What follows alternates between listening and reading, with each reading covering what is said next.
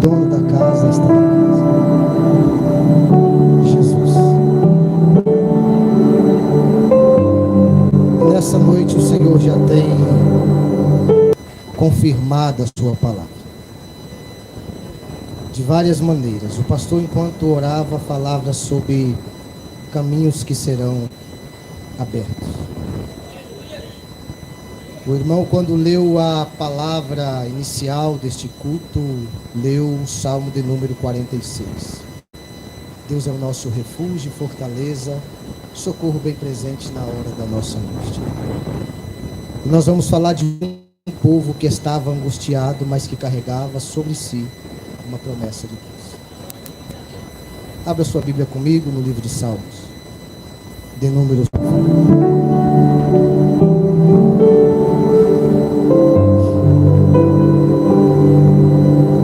Glória a Deus. Entraram? Amém? Diz assim o texto: quando o Senhor trouxe os cativos de volta a Sião, estávamos como os que sonham. A nossa boca se encheu de riso e a nossa língua de cânticos de alegria. Então se dizia entre as nações: grandes coisas fez o Senhor por eles. Grandes coisas fez o Senhor por nós e por isso estamos cheios de alegria. Restaura a nossa sorte ao Senhor, como as correntes do Negueb. Os que semeiam com lágrimas colherão com cânticos de alegria. Aquele que leva a preciosa semente à noite chorando, voltará com cânticos de alegria, trazendo consigo os seus feixes. Tome o seu assento.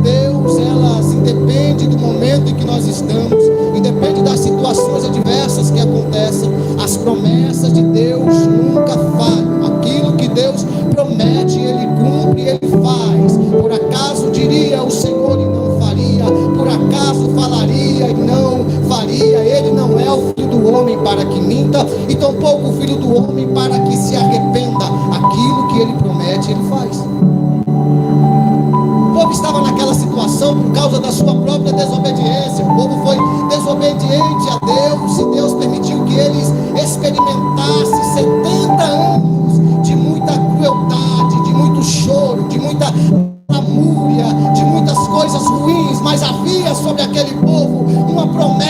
Deus, que eles voltariam, retornariam para a sua terra. Jerusalém estava destruída, mas a promessa estava de pé.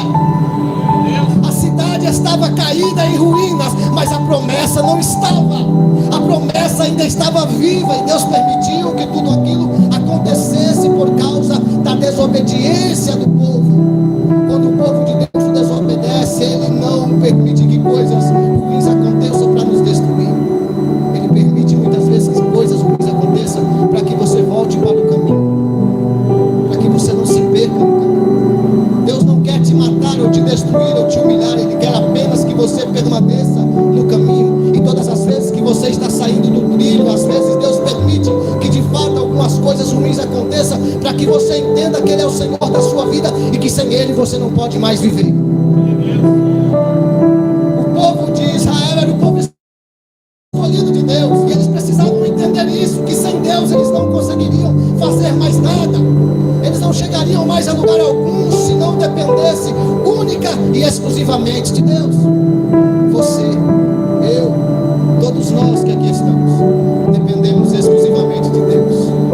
É Deus que é o Senhor da nossa vida, e nós precisamos todo dia declarar isso para que o mundo entenda e para que o inimigo da nossa vida também entenda. Deus é o meu Senhor e só a Ele eu me rendo. Deus é o meu e só a Ele eu dou glória. Deus é o meu Senhor e só a Ele eu exalto. Deus não queria matar aquele povo. Deus queria que aquele povo se voltasse novamente para Ele. E Deus já tinha tudo planejado. Deus já tinha tudo arquitetado. Deus levanta um rei. E este rei era um rei persa. Não tinha nenhum envolvimento com o povo de Deus. Não sabia nem quem era Deus, adorava outros deuses. Mas Deus tem os seus meios para fazer as coisas acontecerem. Deus usa quem Ele quer, a hora que Ele quer, da maneira que Ele quer, até mesmo aqueles que não são, ou aqueles que não servem muitas vezes, para abençoar o seu povo e manifestar a sua promessa sobre a vida deles. Deus levanta então o rei. Este rei que Deus levanta é o rei Ciro. No ano de 539, Ciro, que era uma potência também, os persas eram uma potência em ascensão, Ciro derrota a Babilônia, e agora o povo judeu não está mais sob o domínio de Senaqueribe, mas agora está sob o domínio de Ciro. Diferente de Senaqueribe, Ciro permite que o povo volte para as suas terras, porque para Ciro a sua maneira de governar era um pouco mais humana do que a de Senaqueribe. Ele preferia que as pessoas voltassem para as suas terras, reconstruíssem as suas cidades e ficassem pagando tributo a ele. E em meio a isso que aconteceu, a promessa alcança o povo de Deus, que tinha a promessa feita pelo Senhor, que voltaria para a sua terra, para reconstruir a sua terra. O povo está 70 anos sofrendo, sendo humilhado, mas a promessa estava presente na vida deles. Muitos deles acredito que nem acreditavam mais que sairiam daquela situação. Ora, irmão, imagine nos dias atuais, nós sofremos um dia, 2 dias, uma semana, já queremos largar tudo. Imagine 70 anos sendo humilhado, sendo fustigado, sendo preso pelo nosso inimigo, sem poder fazer nada. E imagine quantas vezes aquele povo se colocou de joelhos, olhou para o céu e disse: Senhor, cadê a promessa que o Senhor fez a nós? Cadê a promessa que o Senhor fez a Abraão, a Isaac e a Jacó? Deus estava em silêncio, mas estava trabalhando para que a promessa se manifestasse na vida daquele povo.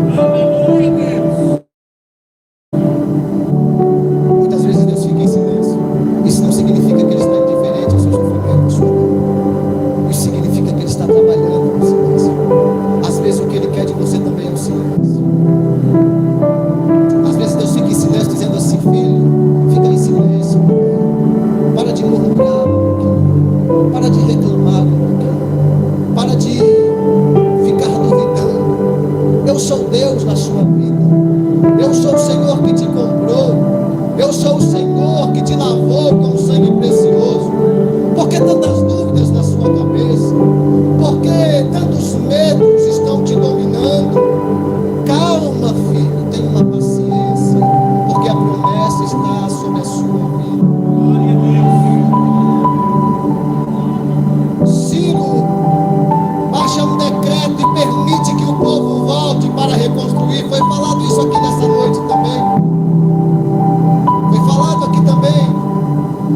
Neemias voltou para reconstruir. Esdras e Neemias foram aqueles que estavam reconstruindo, Zorobabel e outros tantos. Deus confirmou mais uma vez a palavra, por isso que foi dito aqui nessa noite. E eu tenho a certeza que Deus está falando com você por meio dessa palavra, porque essa palavra tem um destino certo. Ela não veio à toa, ela não veio inesperadamente. Deus tinha um encontro com você para dizer a você e a mim que a promessa ainda está sobre a sua vida, que a promessa ainda está sobre você, que a promessa ainda irá se manifestar. Pode ser que todos os dias você escute isso e fique pensando quando, aonde, em qual momento que isso vai acontecer. Eu não sei se é hoje, se é amanhã ou se é daqui uma semana, mas eu sei que as promessas de Deus não vão de falhar na sua vida, porque aquele que promete é fiel para cumprir. Assim como Ciro, que não era alguém que conhecia a Deus, foi levantado por Deus para levar e para permitir que o povo de Deus voltasse a Jerusalém. Deus vai levantar quem for preciso, quem sabe até quem não gosta de você, seu vizinho, um amigo ou até alguém que você não conheça, mas a promessa vai se manifestar na sua vida. Aleluia.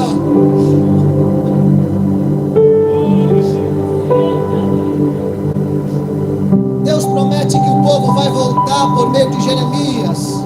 Em vários momentos o profeta Jeremias é usado por Deus para trazer acalanto para aquele povo que tanto sofria. Por meio das suas palavras ele dizia: Deus vai levar você de volta para mim. Deus vai levar você de volta para mim. No capítulo 29, versículo 10, Jeremias está escrito: porque assim de novo, certamente que em se cumprindo 70 anos em Babilônia, vos visitarei e cumprirei para convosco a minha boa palavra, tornando a trazer-vos a este lugar.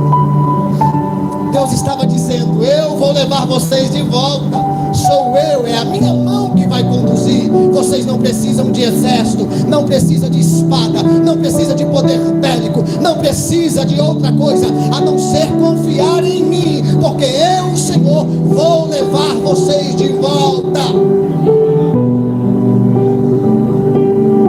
Ciro foi usado por Deus para levar, para permitir que o povo voltasse para a terra.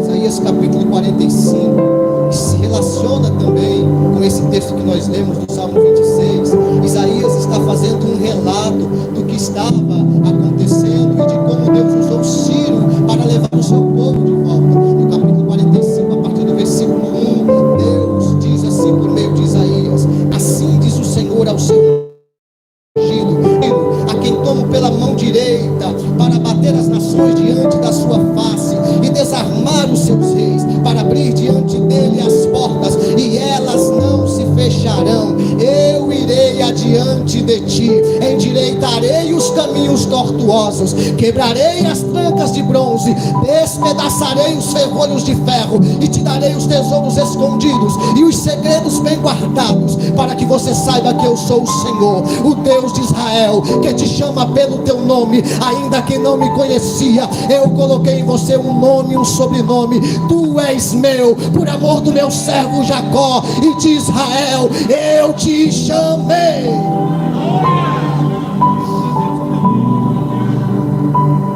Deus estava dizendo: eu vou na sua frente, Ciro. Você não me conhece, mas eu te conheço. As trancas de bronze, os ferrolhos de ferro que estão fechados naquela cidade, eu vou derrubar. Nenhum inimigo vai conter você, porque agora você não tem só o seu poder bélico, você tem a minha ajuda, que é muito maior que qualquer exército que você possa ter. Ciro, só vai, porque antes de você chegar eu já vou na frente, eu vou adiante. Estou quebrando as trancas de bronze, despedaçando os ferrolhos de ferro. Foi dito aqui nesta noite que Deus ia abrir caminho, endireitando os caminhos. Endireitando os caminhos.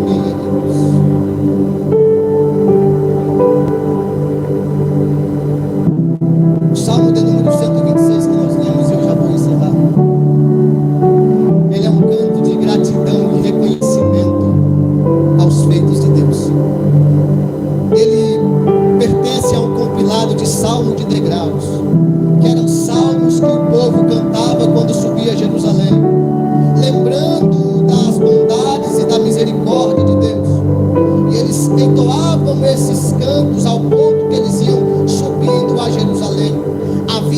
do ponto para chegar em Jerusalém, que era como uma encruzilhada.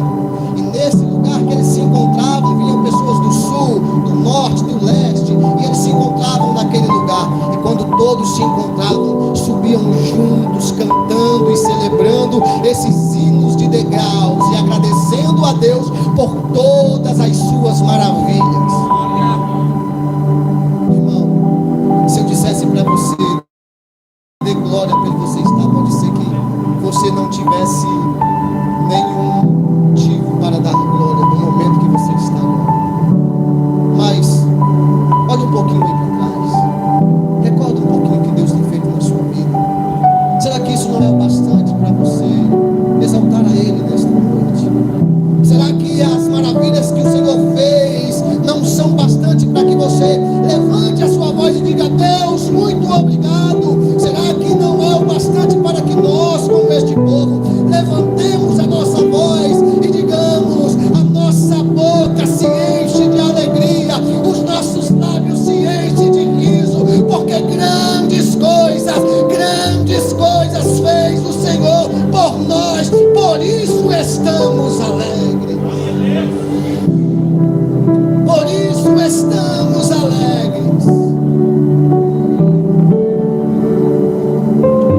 E as nações vizinhas reconheceram o que Deus estava fazendo.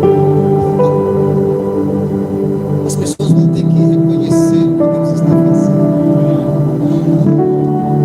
Porque a igreja só é igreja porque Deus deu. Porque o Senhor é quem a sustenta. Porque o Senhor é a espinha dorsal que sustenta tudo aqui. Ele é a sustentabilidade da igreja e por isso que ela permanece de pé. Nada e ninguém tem capacidade de derrotar a igreja, porque ela pertence ao dono de todas as coisas. O Senhor das nossas vidas que nos comprou, Ele é quem nos garante a vitória, como Ele garantiu a Ciro, Ele também garante ao seu povo, porque Ele é quem vai na frente, e quem ficar na frente será atropelado, porque Deus está à nossa frente. Não adianta o inimigo ficar na frente tentando barrar, tentando parar, tentando humilhar. Quem está na frente é Jesus. É até verdade que você pode não ter força, é até verdade que você pode não ter poder, mas o Senhor da força, o Senhor do poder está na sua vida. Você não está só. Você não está só.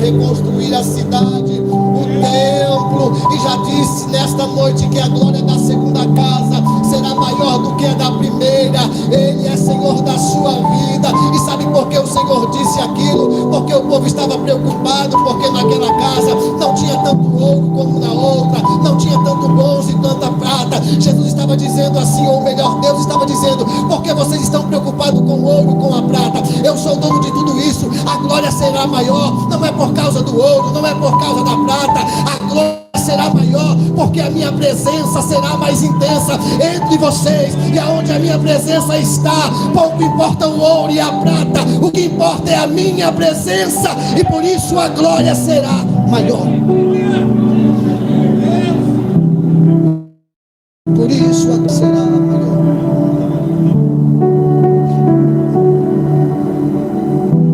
No versículo de número 4, e eu já vou falando da segunda vez que vou encerrar,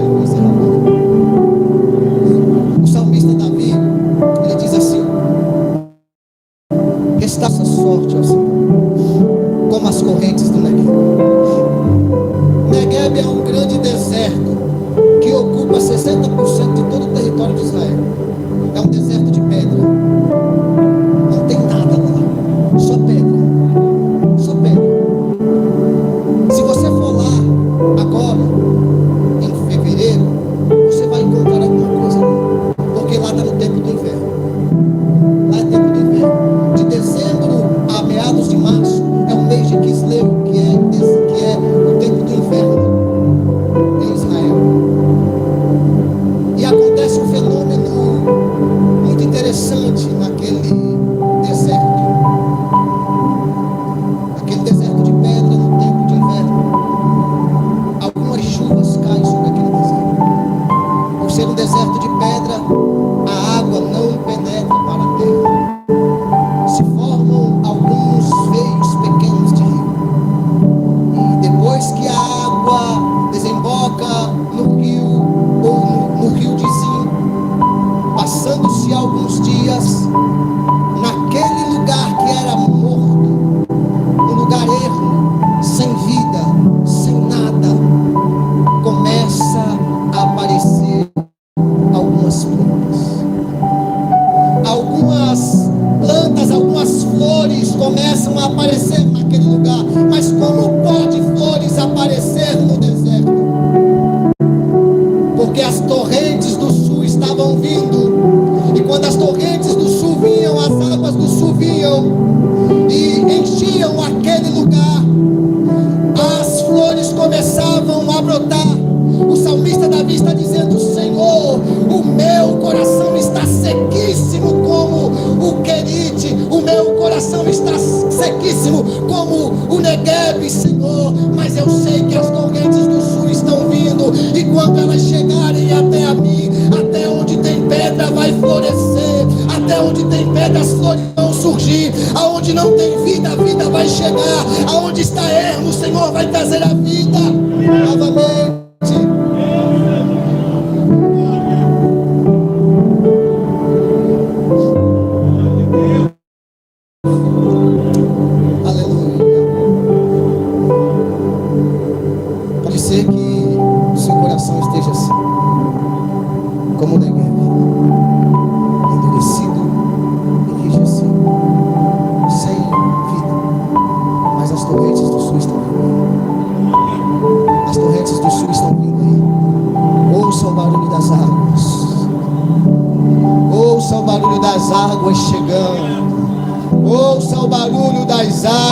Chegando,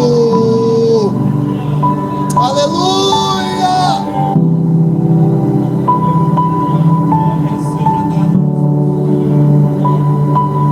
E ele diz assim, no fim do Salmo 126, aquele que leva a preciosa semente, andando e chorando, voltará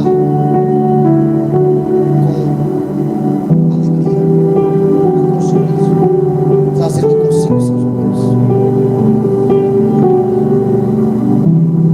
Só volta com a semente da alegria quem tem coragem de ser. A semente da alegria só chega na mão de quem semeou na lágrima, de quem lançou a semente na lágrima. E sabe por que ele diz aquele que vai andando e chorando e lançando a semente? É como se ele estivesse dizendo assim: olha, está doendo, você está andando e lançando a semente, e sabe o que está regando a semente? São as suas lágrimas que estão regando a semente. E se as suas lágrimas estão regando a semente, não se preocupa não, filho, você vai, mas você vai voltar trazendo consigo o resultado das lágrimas que você derramou, das lágrimas, aleluia, de toda lágrima que você derramou sobre a semente. Não deixe de lançar a semente, não deixe de lançar a semente, porque suas lágrimas estão regando essas sementes, e elas vão brotar e vão dar muitos frutos. Acontecia um fenômeno lá em Eclesiastes, do número 11, acontecia um fenômeno no Rio Jordão, também parecido com isso. Lá está escrito assim: lança o teu pão sobre as águas, e depois de muitos dias colherá, reparte com. Sabe o que essa palavra está dizendo? Não é para você pegar o pão e lançar na água como se fosse para você jogar o seu pão fora. A cheia, quando o rio Nilo enchia,